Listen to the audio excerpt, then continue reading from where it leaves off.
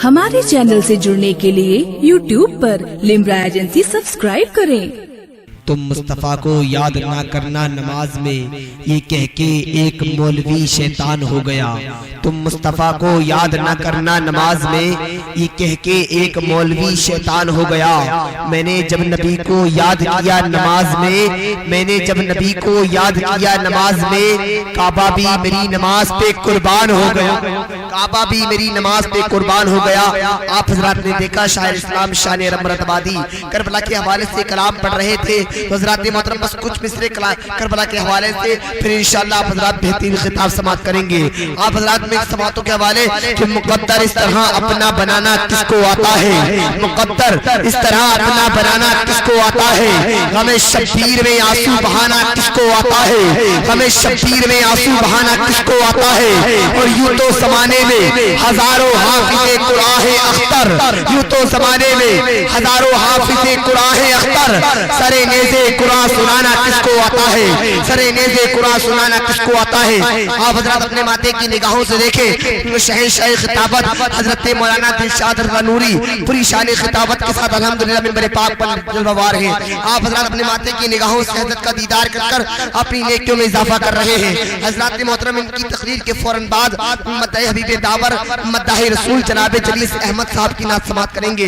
बहुत तेजी के साथ हजरत को दावत सुखन दे रहा हूँ। हजरत मोहतरम ये वो खतीब है जो सदाकत पे बोलते हैं तो सिद्दीक़ अकबर की याद आती है, अदालत पे बोलते हैं उमर फारूक आज़म की याद आती है, शुजाअत पे बोलते हैं मौला अली की याद आती है, शहादत पे बोलते हैं इमाम हुसैन की याद आती है, करामत पे बोलते हैं गौसे आज़म की याद आती है, जब मोहब्बत पे बोलते हैं तो हुजूर ख्वाजा पिया की याद आती है, जब शायरी पे बोलते हैं आला हज़रत की याद आती है, तक़वे में बोलते हैं मुफ्ती आज़म की याद आती है, और फतवे पे बोलते हैं हुजूर ताज शरिया की याद आती है। अल्हम्दुलिल्लाह ये वो खतीब, इसे अल्हम्दुलिल्लाह दुनिया शहंशाह खिताबत, खतीब अहले सुन्नत, खतीब नौजवान, कारी कलाम रब्बानी, आलिम उलूम रब्बानी, खतीब लसानी, आशिक महबूब सुभानी, इनको देखकर वहाबियों में आ जाती है परेशानी, जुदियों की मर जाती है नानी। आएंगे मौलाना दिलशाद मुतफ़िल्लाह नूरानी, अभी सुनाएंगे हदीस पाक तो मजमा हो जाएगा नूरानी। इस्तकबाल कर ले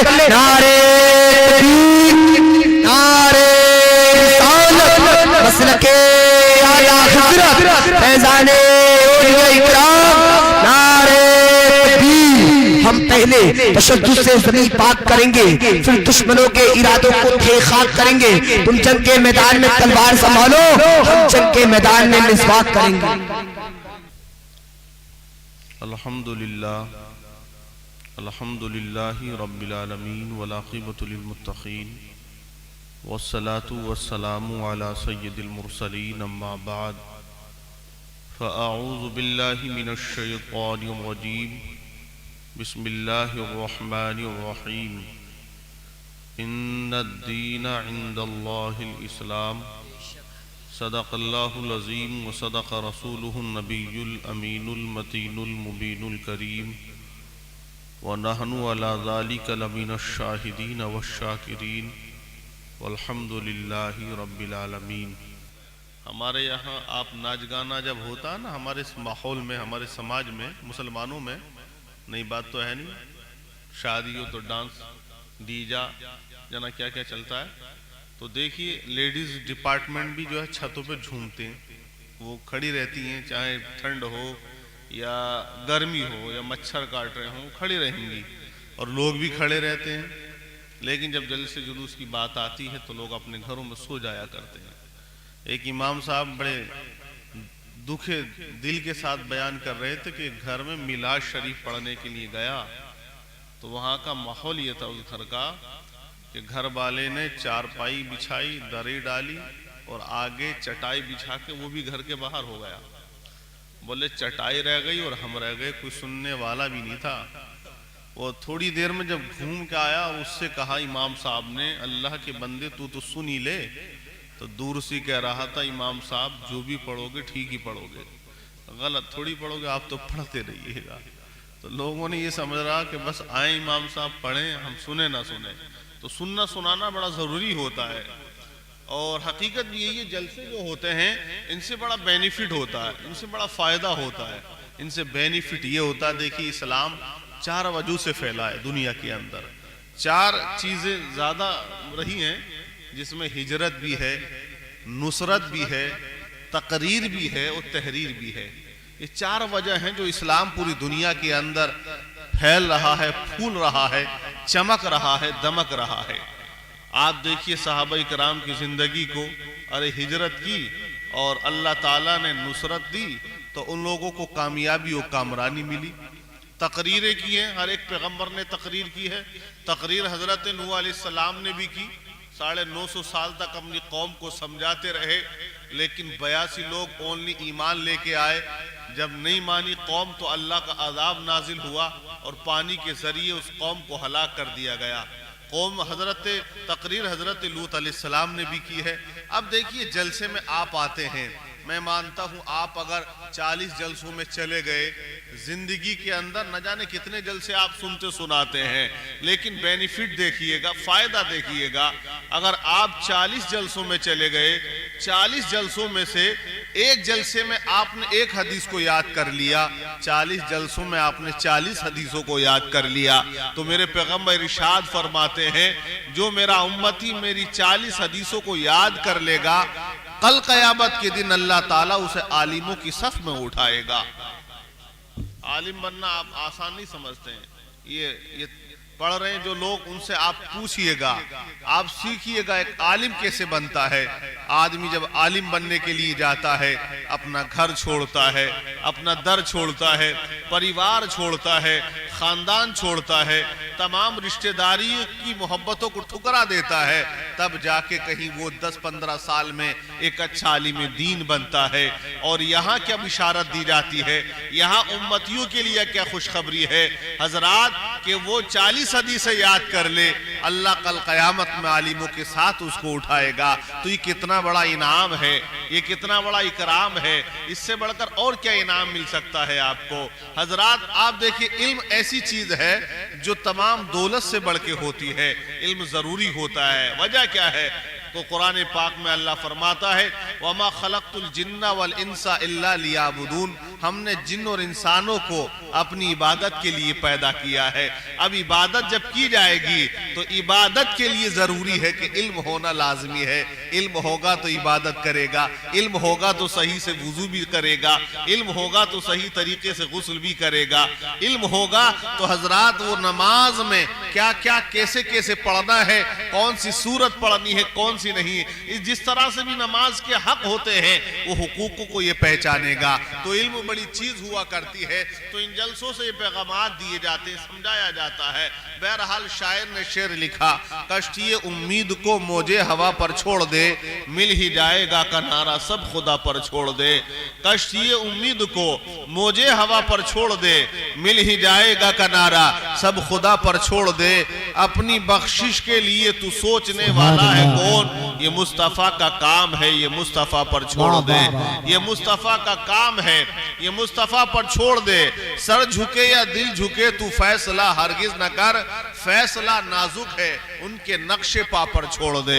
فیصلہ نازک ہے ان کے نقش پا پر چھوڑ دے. اور شاعر کہتا ہے کہ جب ان کا نام لو تو حرف دعا مہکتا ہے, جب ان کا نام لو تو حرف دعا مہکتا ہے.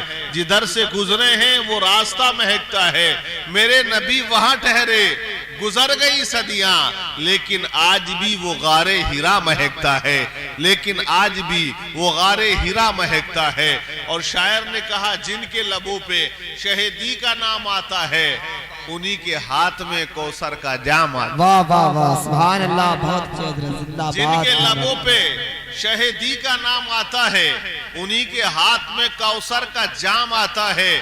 جہاں کام نہ آئے ماں باپ بھائی بہن, وہاں دلارا حلیمہ کا کام آتا ہے, وہاں دلارا حلیمہ کا کام آتا ہے. حضرات محترم دیکھیے, آپ لوگوں نے یہ جلسہ سجایا ہے، بڑے اچھے انداز میں آپ نے اس کو رچایا ہے، بہت شاندار شامیانہ بھی لگایا ہے، بہت اچھی کرسیوں کا انتظام بھی آپ نے کیا ہے، ساؤنڈ بھی لگوایا ہے، لائٹنگ کا انتظام بھی آپ نے کیا ہے، اتنے سارے شعراء اکرام کو آپ نے بلایا ہے، اور بھی حضرات آنے سے پہلے آپ نے ان لوگوں کا نام بھی چھپوایا ہے اور وہ اشتہار جگہ جگہ بھی لگوایا ہے۔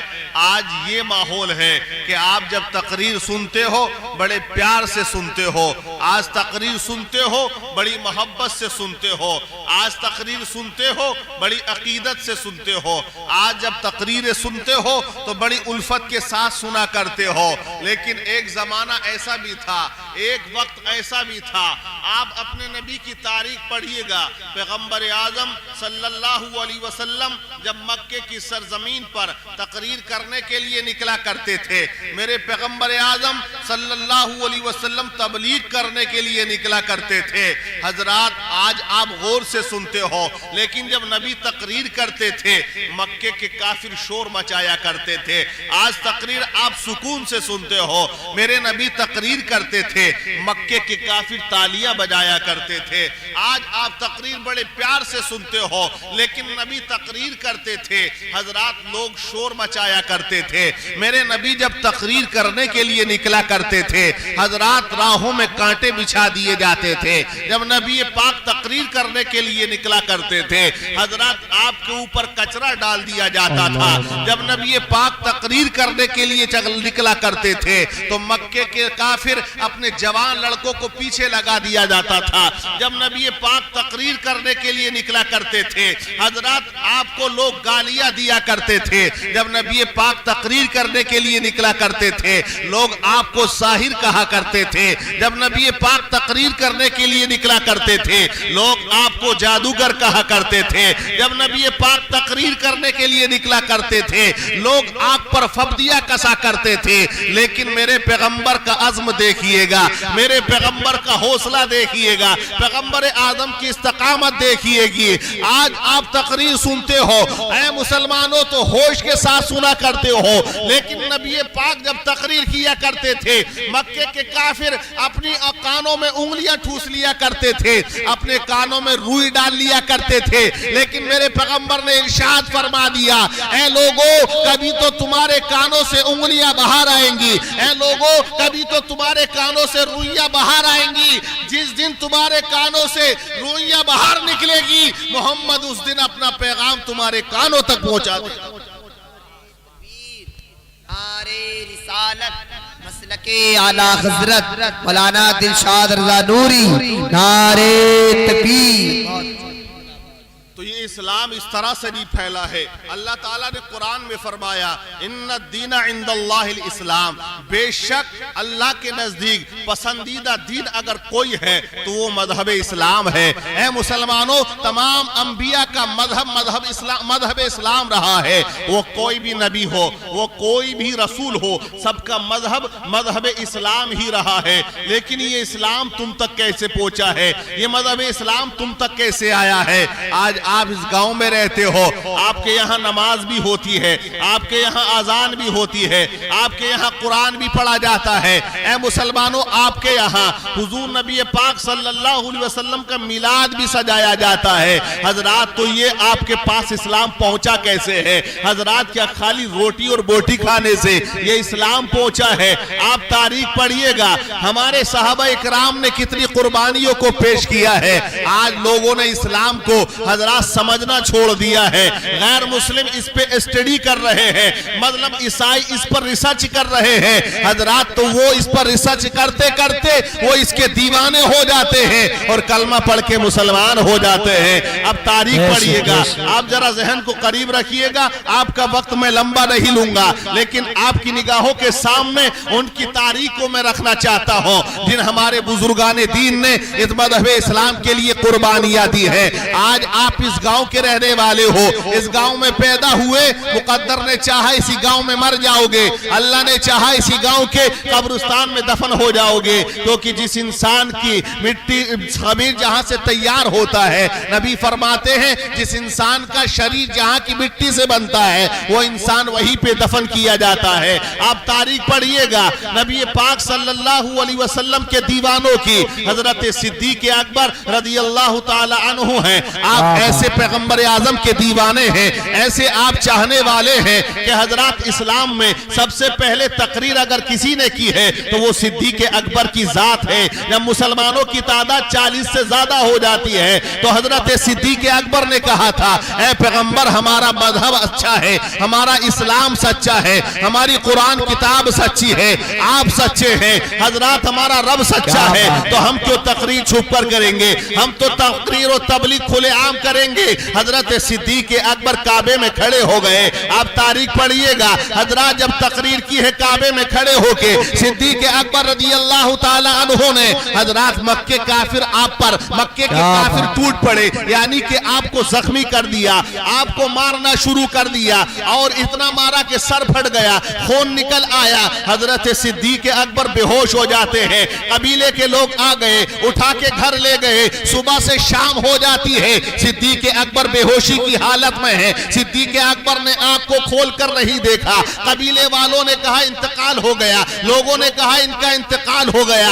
अम्मा रो रही है, उनके वालिदे गिरामी रो रहे हैं, परिवार वाले रो रहे हैं। लेकिन जब शाम होती है तो सिद्दीक अकबर आप बेदार हो जाते हैं, यानी जब होश आता है। ऐ मुसलमानों जरा मोहब्बत देखिएगा, हम तो दावा करते रसूल से मोहब्बत है, हम तो दावा करते कुरान से मोहब्बत है, हम तो दावा करते इस्लाम से मोहब्बत है। लेकिन जब आप बीमार होते हो, आपका ऑपरेशन होता है और जब आपकी आंख खुलती है, जब आप बेहोशी से बाहर आते हो तो कोई अपने बाप को याद करता है, कोई अपनी माँ को याद करता है, कोई अपने बेटों को याद करता है, कोई अपनी बेटियों को याद करता है, कोई अपने खानदान के लोगों को याद करता है। लेकिन सिद्दीक अकबर जब बेहोशी से बाहर आते हैं तो सबसे पहला जुमला जो कहते हैं तो कहा, लोगों मुझे ये बताओ मेरा रसूल कैसा है, मेरा पैगंबर कैसा है, मेरा नबी कैसा है। खानदान वाले कहने लगे जिनकी वजह से मार खाई है, जिनकी वजह से ये हालत हुई है,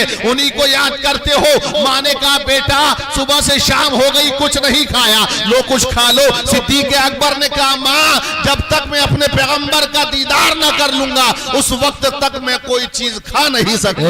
नारे तकबीर, नारे रिसालत, मसलके आला हजरत, ऑल इंडिया नातिया मुशायरा मौलाना दिलशाद रजा रामपुरी, नारे तकबीर। बहुत अच्छा।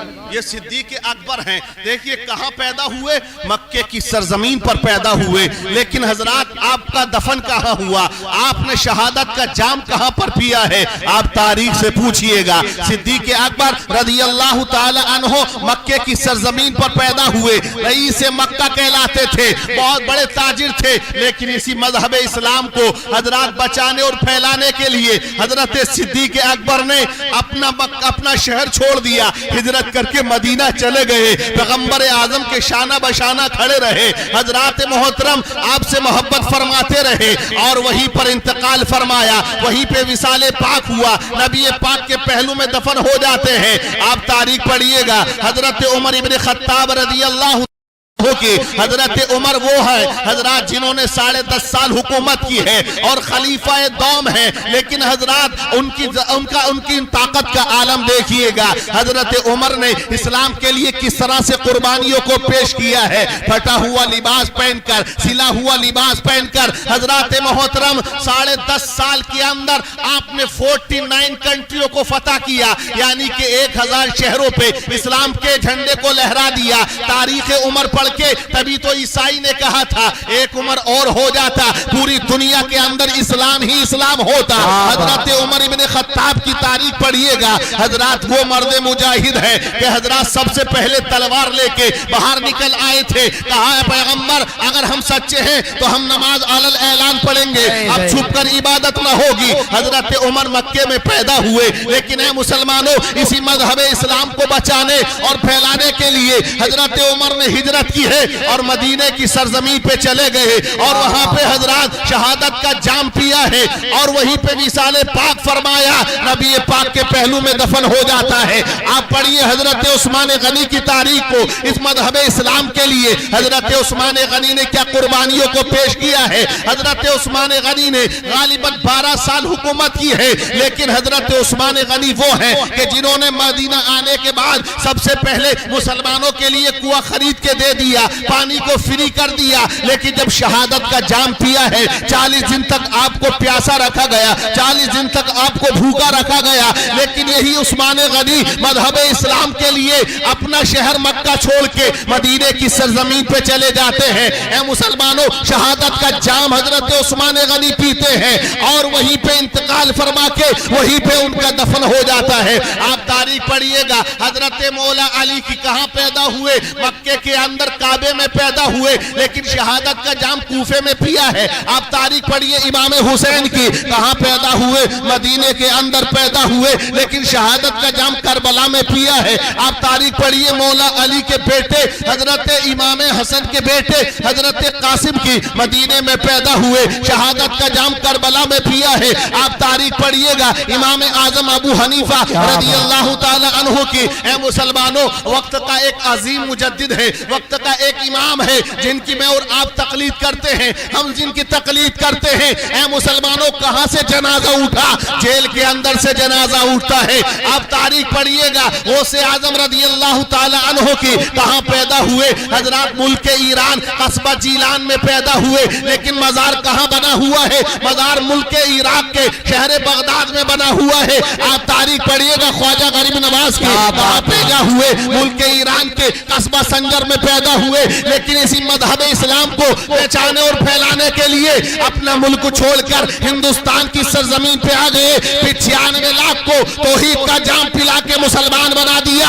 آپ تاریخ پڑھیے گا نظام الدین اولیاء کی، کہاں پیدا ہوئے؟ اے مسلمانوں، بدایوں میں پیدا ہوئے، لیکن مزار آج دہلی میں بنا ہوا ہے۔